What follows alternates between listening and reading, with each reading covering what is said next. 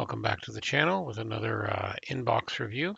This one I've had in the stash for a little bit, and I think I might actually build it fairly soon. This is from Emhar, the Mark IV male World War I British heavy battle tank, EM4001. It's an older mold from the 90s, but from what I've seen of built-up examples, it builds up rather well. So here's the box. And you can also do alternative decals, make it capture German machine. And on the back, they've got a bunch of their other products, quite a few World War I armor offerings, if you've never seen that before, and stuff from the Crimean War, and all sorts of different aircraft and unusual subjects. Not a lot of mainstream, but still very good. Okay, let's have a look and see what's inside the box. It was well wrapped. I did take out the parts out of the plastic already. If we start, we're going to start with the decals and the instruction sheet. So I will show you the decals first. There we go, including the alternative markings of a captured machine.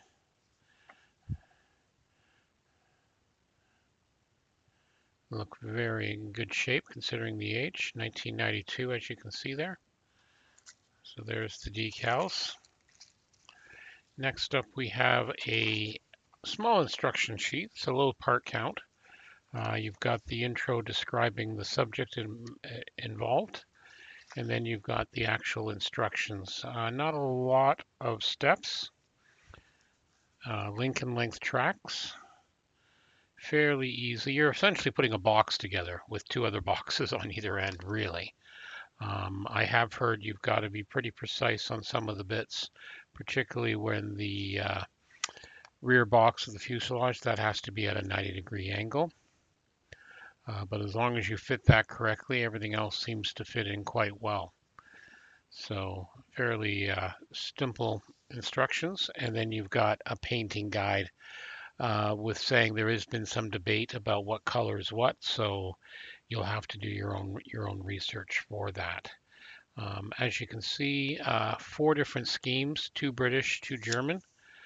They do give some federal standard suggested colors, so if you want to do that, the German machine, you can do it that way and do some research for the British colors. That's the instructions. Now let's get on to the goodies. So the first bit here is the upper and lower deck and the sponsons.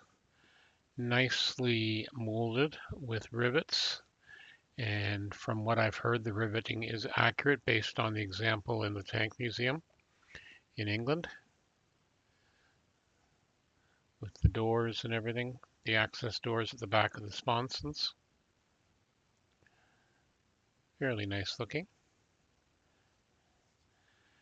Quite a bit of injector pin marks on the other side, but at least we don't have to worry about seeing those.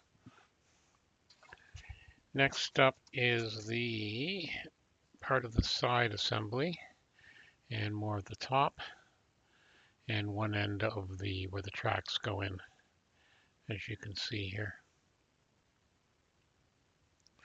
as well as the crudely molded Lewis guns. There is some aftermarket you can get on Cults 3D, and I'll probably do a separate review on that because I'm going to be ordering that kit, that set.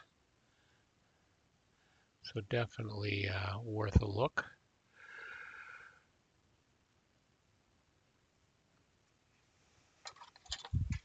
Number 3 sprue is your sides where the tracks go, the sides of the vehicles where the sponsons are inserted.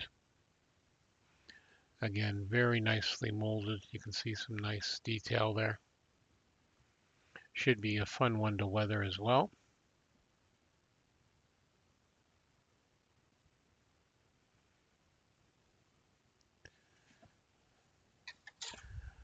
I'm not myself a huge armor guy, but I am fascinated about the very first tanks, the World War I's tanks. These are all the other miscellaneous bits and bobs. The turrets for the sponsons, supports, the muffler unit, drive wheels, etc. All in, again, very nice detail.